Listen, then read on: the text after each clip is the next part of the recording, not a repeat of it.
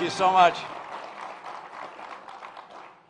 Thank you. Wow, a lot of old friends here. Good to be so enthusiastically welcomed. And thank you to Jay Sekulow. Aren't we lucky to have a treasure like that arguing our causes before the Supreme Court? And speaking of hitting it out of the park, how about that Bill Bennett? Isn't he something else?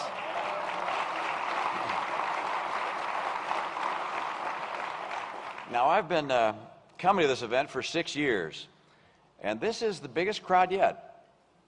For that, I suppose we should acknowledge President Obama. He is, after all, the conservative movement's top recruiter. It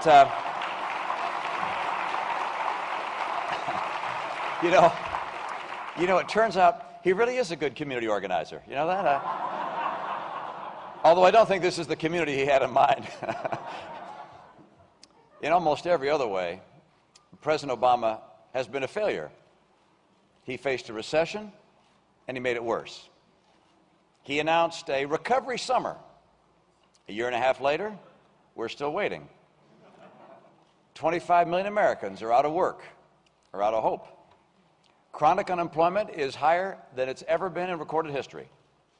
Home values and retirement funds have been devastated. And all this didn't come cheap. In one term, he has amassed, or will have amassed, more debt than all our prior presidents combined. We needed stability and solvency.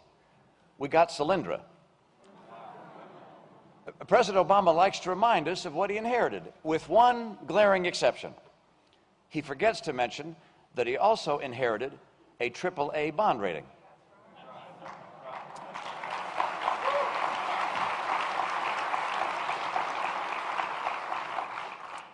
But now the American people are starting to do some downgrading of our own.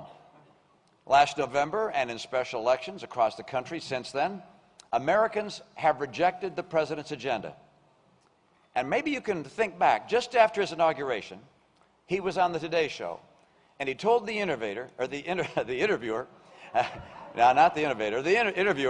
he said if he couldn't turn the economy around in 3 years, why, he'd be looking at a one-term proposition.